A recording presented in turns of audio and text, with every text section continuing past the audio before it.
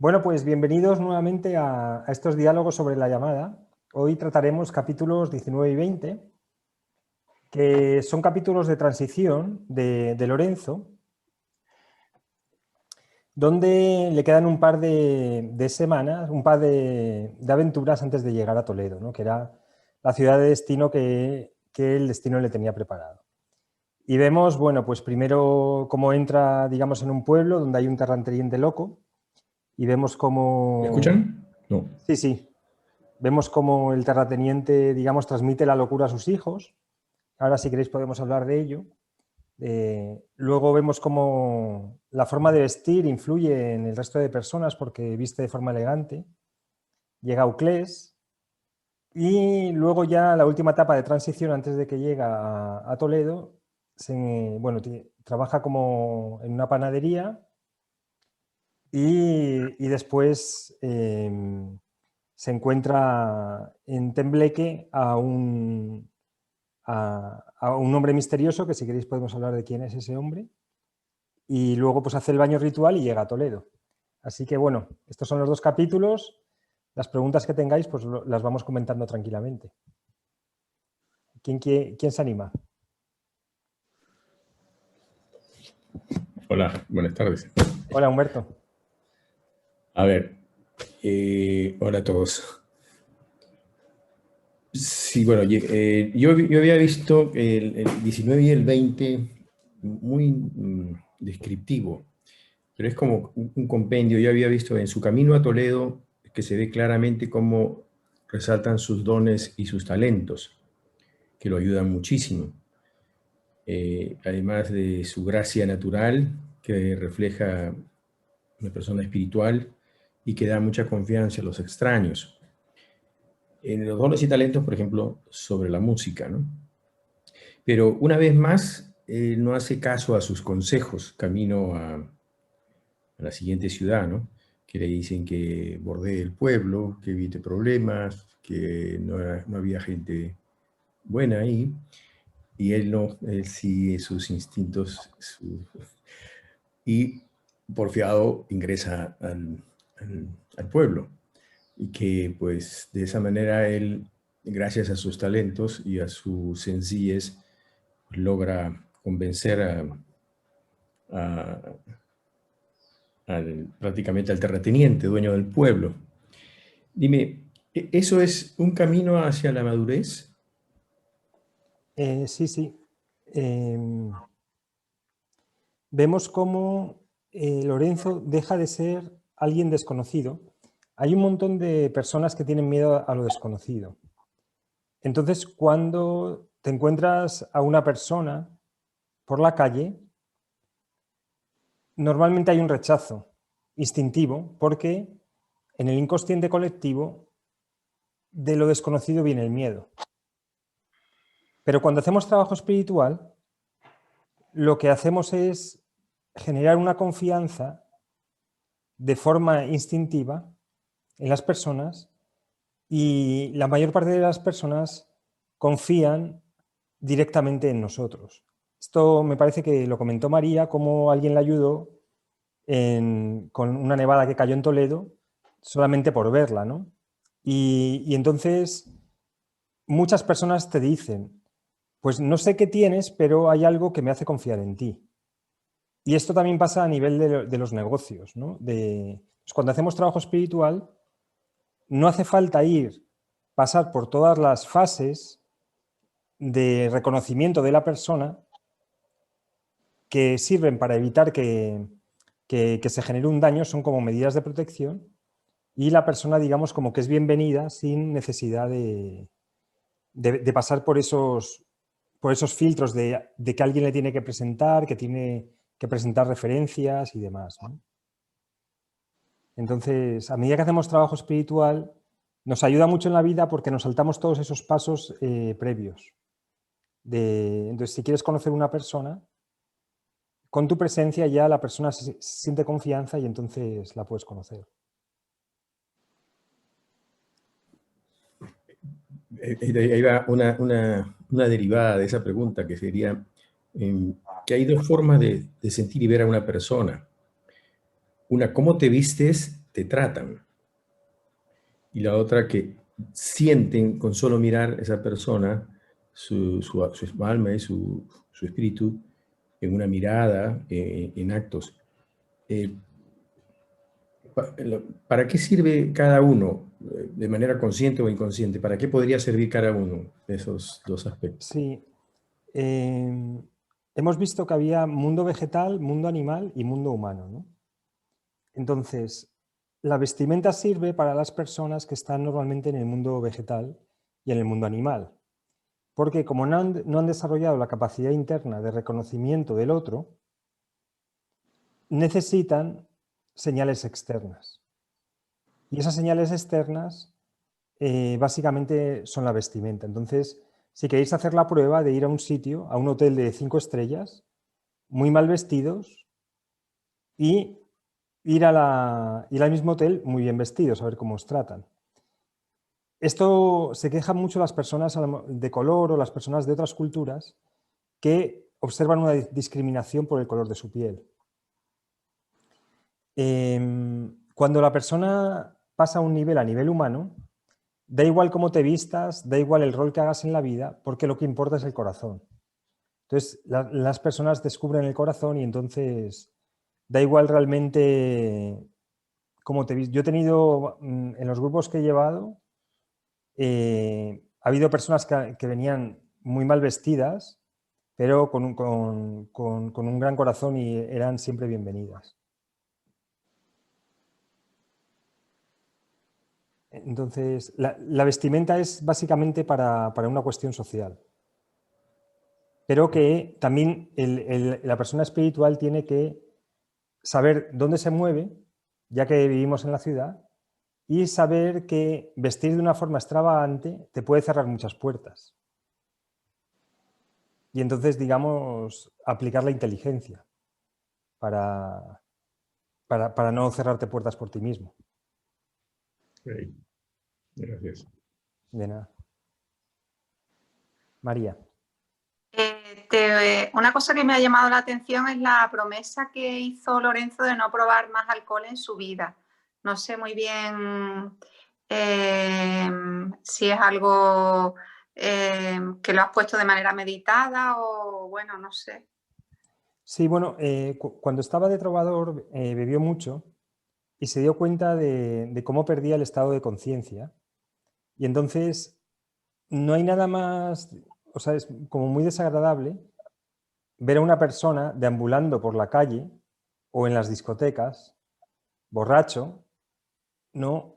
Sin ningún control de sí mismo, dejándose llevar directamente por unas fuerzas que ni siquiera controla, ¿no? Y entonces Lorenzo en el capítulo anterior se da cuenta de lo que eso lleva. Las personas que beben mucho empiezan a pensar mal, o sea, empiezan a pensar de forma defectuosa. No, a nivel racional, o sea, cuando uno bebe mucho es, a nivel racional, la lógica racional del hemisferio izquierdo deja de funcionar. Con lo cual, en ese aspecto no eres operativo. Por eso en los casinos, si habéis ido a Las Vegas o Atlantic City, te dan la bebida alcohólica gratis, porque saben que la persona, en un modo de embriaguez, va a jugar mucho más dinero porque una ficha que va a tener una ficha que va a tener de $1000 no le va a dar el valor. Es decir, la parte racional deja de funcionar bien, pero también deja de funcionar bien la parte, digamos, del hemisferio derecho, la intuición y demás. Y de hecho, cuando alguien está borracho, tiene intuiciones que son muy malas. O sea, piensa que le persiguen, porque lo que está haciendo es abrir la puerta al mundo astral, al mundo del bajo astral, donde hay un montón de fuerzas, y cuando uno bebe, abre esa puerta de forma indiscriminada. Igual ocurre con las drogas. Entonces, cuando abres esa puerta de forma indiscriminada, puedes tener grandes intuiciones, pero también pueden entrar un montón de seres en ese momento y para invadir tu psique. Entonces, Lorenzo se da cuenta de eso por la vida que llevaban los trovadores, con los que estaban, que bebían muchísimo, y entonces decide no probar más el alcohol. Pero después, en Toledo, en el capítulo 24-25, cuando se encuentra con la poetisa, rompe la promesa por querer, digamos, desinhibirse y así, digamos, intentar conquistar a la poetisa. Así que vemos que, aunque es un héroe, vemos como también rompe sus propias promesas, ¿no? que hace.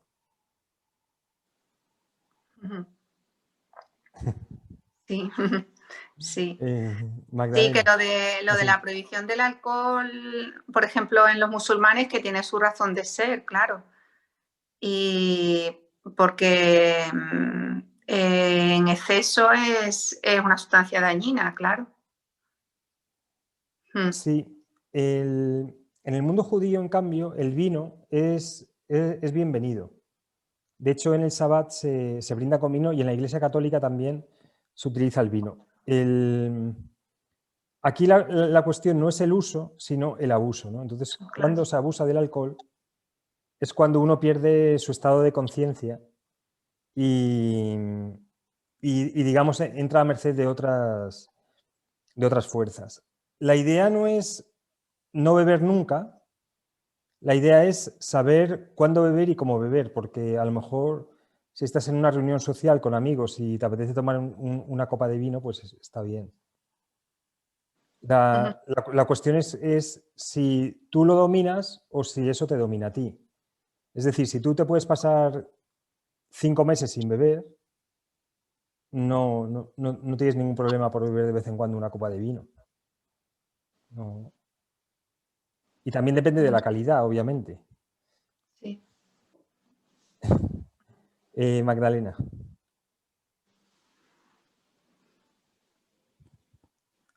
El sonido. Ahí, ahora estaba hablando. Sí.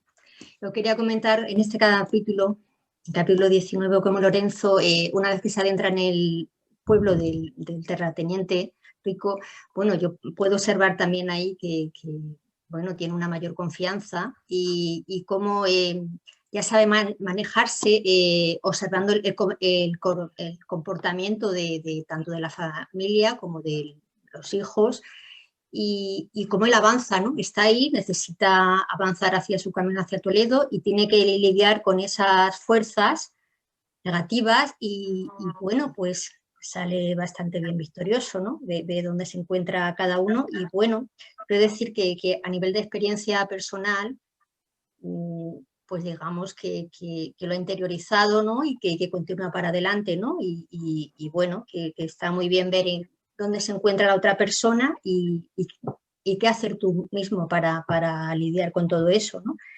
Y está muy bien, ¿no? Porque ahí continúa de un pueblo a otro, Lorenzo, y bueno, eso era lo que te quería comentar.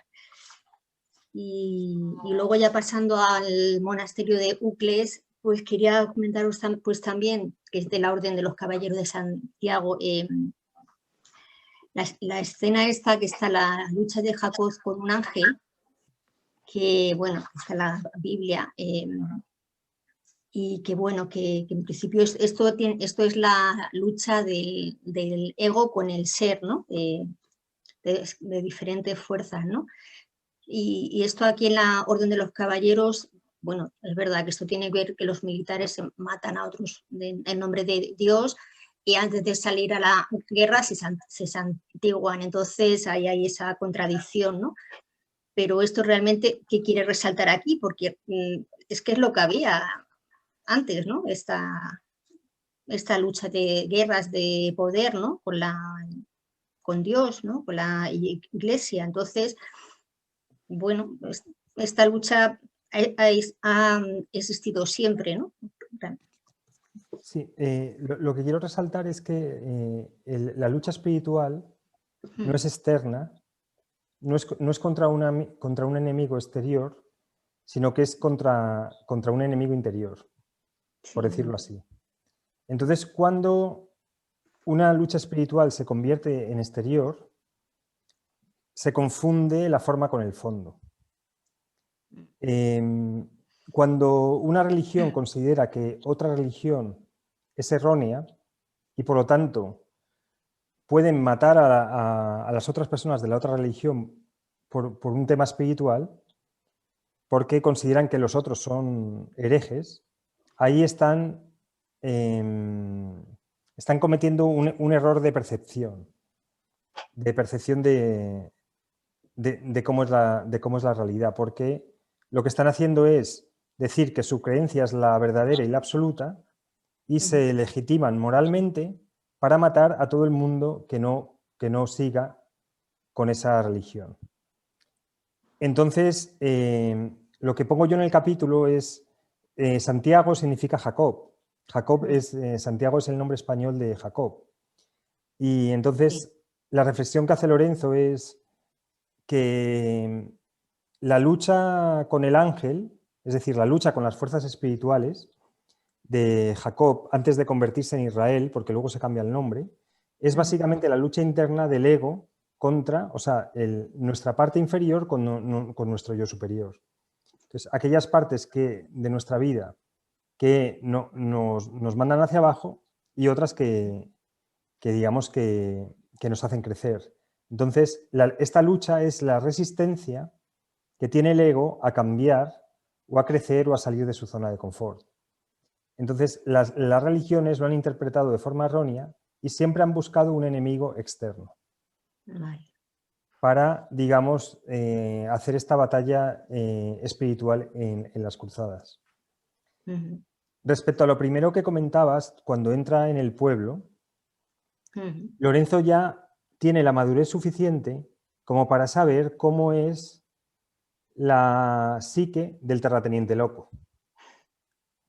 Entonces, cuando estamos haciendo trabajo espiritual nos vamos a encontrar con todo tipo de personas. De hecho, una persona en el camino espiritual, a no ser que se retire, va a hablar, pienso yo, con una media de 10 veces más personas que cualquier otro. Bien por curiosidad o bien porque le van a venir a él o a ella a preguntar. Entonces, una persona en el mundo espiritual va a conocer muchísimas personas y muchísimos patrones.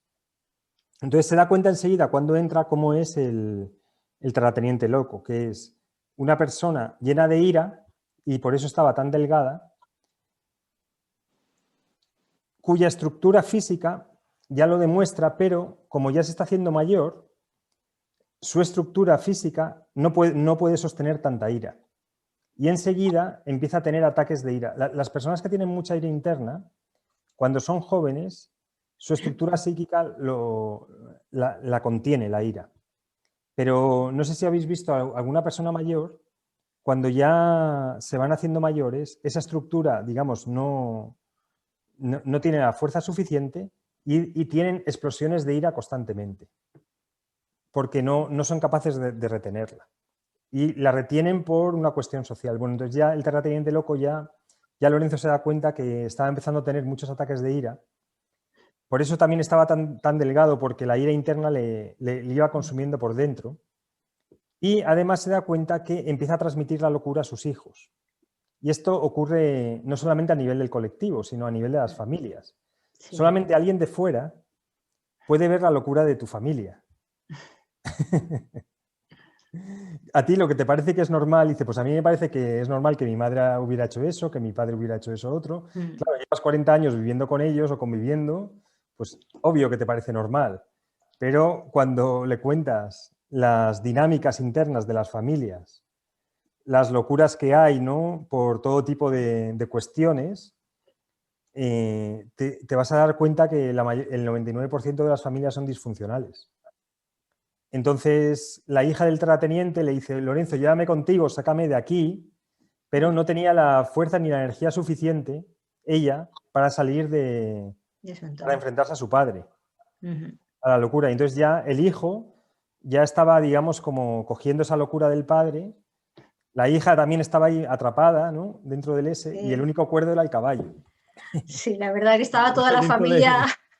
Míralo a Lorenzo de reojo diciendo, con estos no hay nada que hacer. Nada, imposible. Efectivamente. Bueno, entonces sí. esto lo puse para que se reflexionara sobre las locuras internas de cada familia, los patrones que hay que vistos desde fuera, y incluso si los ves desde fuera, desde un pueblo cercano, te van a parecer también normales, porque es básicamente lo que hace ese colectivo. Es cuando ya te alejas un poco más y pasas a lo mejor a la ciudad o vienes de otro país o vas a otro país, cuando te das cuenta de las locuras internas que hay dentro de los colectivos y de las familias. Claro. Bueno, interesante, sí. Lupe, tienes que activar el audio. Gonzalo, en el capítulo 19, una de las cosas que me ha llamado la atención es el párrafo en el que Lorenzo dice que siente que una fase de su vida ha terminado cuando decide irse del pueblo y dejar el traje de trovador. Entonces, cuando tú decides, por ejemplo, o piensas que una fase de tu vida ha terminado, es como una decisión difícil, porque nosotros vamos andando, pero tú no sabes en qué momento crees considerable si tienes que hacer un cambio o no. Si es el ego que te habla o es tu interior o es que la vida te obliga. Entonces, a mí esto me ha llamado la atención, o sea, porque sabe él aquí, después de todo lo que han dado hasta aquí, que dice, bueno, pues ya sé que he dejado una fase atrás. Básicamente porque tiene la madurez suficiente como para darse cuenta. Lorenzo ya es una persona que se va conociendo a sí mismo en su camino y ya, digamos, tiene la experiencia suficiente como para saber cuándo una fase termina. Y entonces se da cuenta, sobre todo en el tema del traje de trovador, que dice, esto no me llevaba a nada, porque bien, me lo pasaba muy bien, digamos, estaba todo el día en fiestas, pero no estaba haciendo ninguna aportación adecuada al mundo, ¿no? Sino simplemente en el árbol de la vida es la época de Netza, que es la parte derecha, que básicamente es la época adolescente. Entonces el traje de trovador es, digamos, una vida adolescente sin ningún tipo de límites. Y se aprende todos los trucos para conquistar a las mujeres, se aprende diferentes trucos también para ganarse la vida, ¿no? Cantando las canciones que quería el pueblo. Y ahí se da cuenta que ya tiene que pasar a otra fase. Y dejar el traje simbólicamente significa quitarte una capa del ego. O sea, una capa que ya no necesitas. Entonces esto, por ejemplo, puede ser un momento que digas, mira, es que ya este trabajo ya no necesito hacer. Hay muchas personas que han venido a los grupos con los que he hablado y es obvio que ya ese trabajo ya no le corresponde. Por ejemplo, me viene a la mente el caso de varias enfermeras o varias maestras de escuela que ya están muy avanzadas como para seguir haciendo ese trabajo, pero lo continúan haciendo por una seguridad económica. Y al cabo de 5 años se han estancado muchísimo y ya lo tienen muy difícil para cambiar. Pero se dan cuenta realmente que ya es el momento de hacer otra cosa, porque ese trabajo lo puede hacer otra persona. O sea, si tú eres, por ejemplo, una enfermera que tu trabajo es básicamente poner inyecciones y hacer un turno, bueno, el trabajo que sea, pero espiritualmente has crecido mucho, ya te corresponde dejar ese trabajo para otra persona y tú ya hacer otro que a nivel, digamos, más humano, no a nivel, digamos, más humano, más creativo, no a nivel más mecánico. Entonces, muchas de las personas que vienen a los grupos realmente lo que están buscando es un empujón para cambiar la vida, pero la mayor parte de las veces no se atreven. Y entonces, bueno, pues ya tienen su tiempo para, digamos, para cambiar, ¿no? Ya. Lo que pasa es que la situación cada año que pasa se va haciendo más, hay cada vez más presión, tanto interna como externa, para cambiar. Entonces, pero Gonzalo, luego en el capítulo 20, creo que esta decisión que toma tiene consecuencias porque hay un momento que se encuentra así como muy desolado, como muy a ver, que si no es por un sueño que tiene, es como que no seguiría adelante, prácticamente, como que tiene ahí un bajón importante. Puede ser consecuencia de esta decisión. Sí, la desolación que le ocurre antes de llegar a la meta es consecuencia de esa decisión, porque cuando uno, digamos, se quita el traje de trovador o se quita el traje elegante, luego se pone otro traje más sencillo, básicamente lo que está haciendo es la muerte del ego, la muerte de su ego y la muerte del confort y la comodidad que le ofrecían los otros trajes. Entonces, él sabía que vestido de forma elegante le iban a tratar bien e incluso iba a tener crédito y podría tener dinero fácil. Y con el traje de trovador también, pero sabía que no le correspondía a ninguno de los dos. ¿Vale? Entonces, cuando haces eso, hasta que te llega tu nuevo trabajo o tu nueva ocupación, digamos, hay como un vacío y una desolación donde te encuentras despojado de tu traje, que es como encontrarte despojado de tu ego, ¿no? Entonces el ego provoca ese vacío para que, digamos, vuelvas a tu estado anterior. Y la desolación también viene porque es muy frecuente antes de llegar a la meta tirarlo todo, dejarlo todo. Esto, por ejemplo, ocurre en gente que hace oposiciones, que aprueba 4 exámenes, son 5 y el último lo suspende, pero no en la primera, sino constantemente. Personas que escriben un libro, que lo tienen ya publicado, o sea, ya lo tienen en el manuscrito, lo leen por última vez y deciden romperlo. Personas que van a conseguir un trabajo, pasan un montón de entrevistas, un trabajo que les va a cambiar la vida y justo en la última entrevista llegan tarde y no la hacen. Entonces, la desolación, esta última, es parte del autosabotaje, que es, después de todo el esfuerzo que has hecho, te falta dar un pasito más y no lo das. Y entonces... Y para que no nos pase eso... bueno, por eso lo pongo en el libro, para estar conscientes. Estar conscientes de que en un momento dado, cuando te va a venir un cambio de vida, vas probablemente a hacerte el autosabotaje. Que es cuando... O puede ser, por ejemplo, en una relación nueva, que justo la cosa está empezando muy bien y haces cualquier cosa y se va a pique.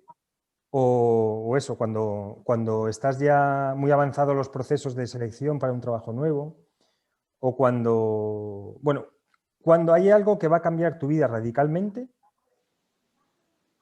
y que te va a hacer crecer en muchos aspectos, bien puede ser por un trabajo, por una relación, por o por irte a otro país, o bueno, cualquier cosa, algo que te cambia la vida radicalmente para bien. Es muy frecuente que en el último momento se genere un autosabotaje y no se dé el paso y se vuelva a la vida anterior. Entonces hay que estar atento.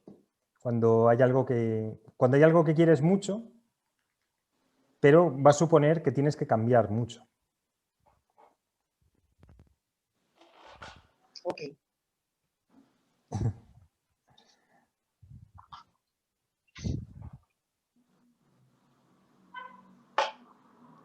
Magdalena. Sí, pues mira, comentar en cinco minutitos, pues nos queda poco tiempo. Esto que has comentado, el señor ese de barba blanca con la túnica que le aparece en Bleque cuando está en el mercado pues ilegal, que le ve, se va aproximando y llega un momento que desaparece, pero sobre todo porque aparece en ese momento y se le apareció también al padre, ¿no? al padre de Lorenzo, ¿no? Entonces, ¿es la providencia aquí o es también bueno, es un iluminado, claro, evidentemente, ¿no? Pero realmente su función aquí es guiarle o prevenirle por algún peligro, a lo mejor, al estar en ese mercado, o no tiene nada que ver. No, aparece en el mercado, pero bueno, podría haber aparecido en otro momento. no tiene que ver que aparezcan en el mercado, pero bueno, lo puse que apareciera en el mercado para que en el medio del tumulto, ¿no? Vale. de la situación del mercado de la compraventa, había una persona que le observaba y entonces lo que necesitaba Lorenzo es ver esos ojos, ver los ojos de ese hombre, porque es una señal para que continuara. Vale. Entonces necesitaba observar digamos, a una persona, a un guía, con unos ojos que en ese momento que le vio, Lorenzo se dio cuenta que esa persona sabía todo de él. Entonces se acerca, pero no estaba preparado lo suficiente para tener un encuentro con esa persona, porque era demasiado para su psique. Entonces ya solamente con un flash fue suficiente para que Lorenzo se diera cuenta que había otras dimensiones de la realidad. Y curiosamente es la misma persona que se le aparece al padre antes de que Lorenzo naciera, y digamos como que, además del guía que tiene Lorenzo posteriormente, digamos este es como otro guía de una dimensión mayor. Podría ser como Babaji en las escuelas orientales, la figura de Babaji, no sé si la conocéis, que representa a alguien muy, muy, muy, muy avanzado y está muy, muy ligado a la energía del absoluto. Y entonces la mirada de esta persona le hace a Lorenzo darse cuenta internamente que hay otras dimensiones. Vale. Y entonces esto le ayuda a seguir.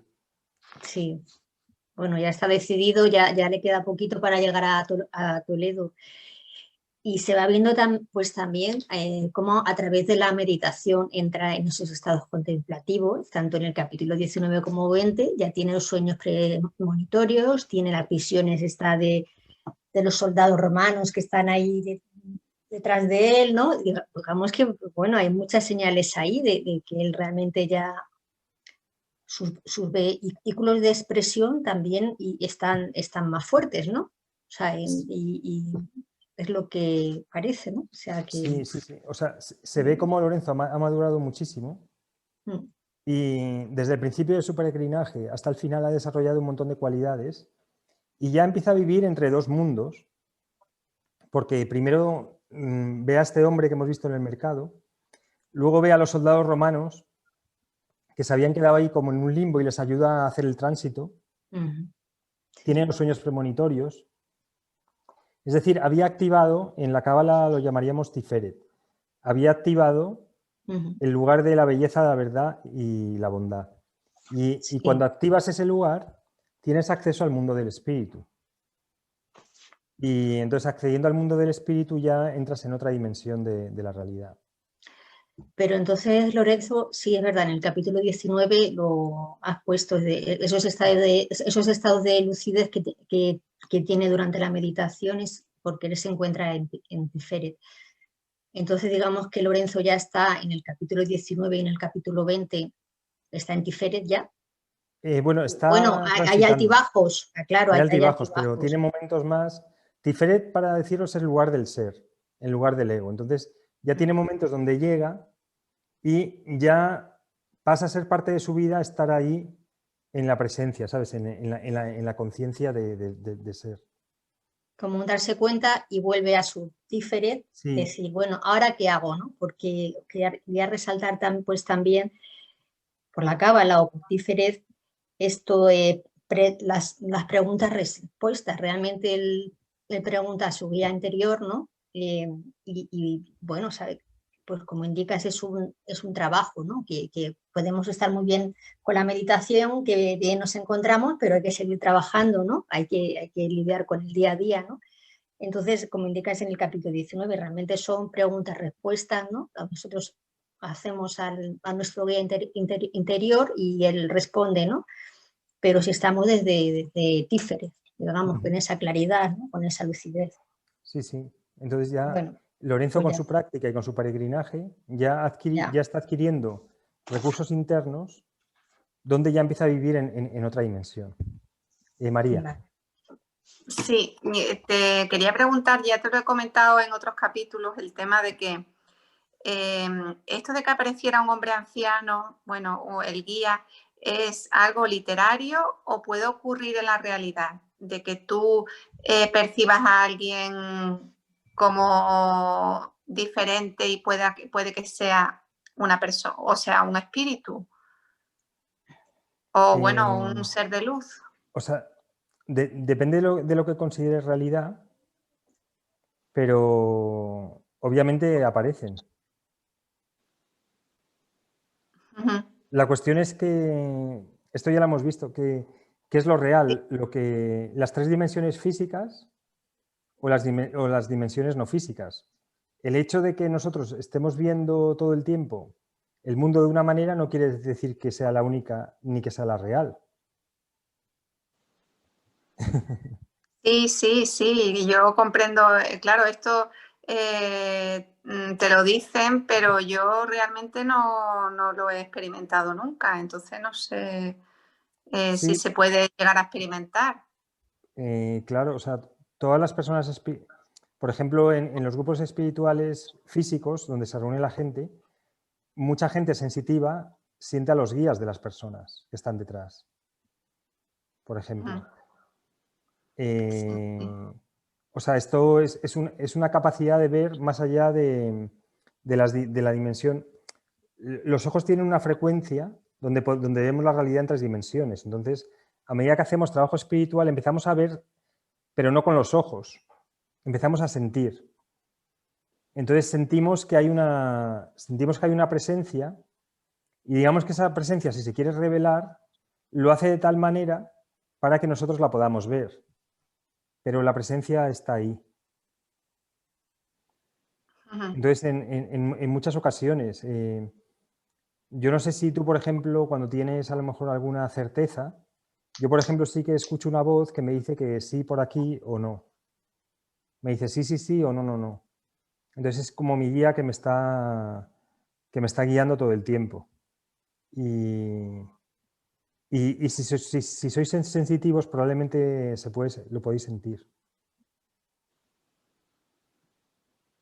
Sí, yo el tema de sentir sí que a veces tengo como, no sé, me viene algún flash, pero claro, una cosa es sentirlo y otra cosa es verlo con los ojos, o sea, verlo claramente. Eso es lo que no sé si... Sí.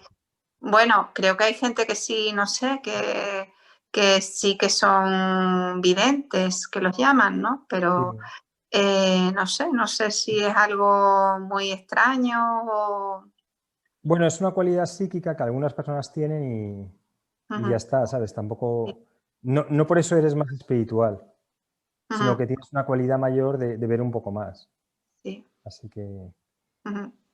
Sí. Pues muy bien. Bueno, pues ya es que quedan 30 segundos y nada, muchísimas gracias por estos encuentros que están geniales y un placer, como siempre, compartir este tiempo con vosotros. Así Gracias que a ti. Gracias a ti. Está muy Gracias bien. a ti. nos vemos en Encantada. en los siguientes diálogos. Justo. Muy bien.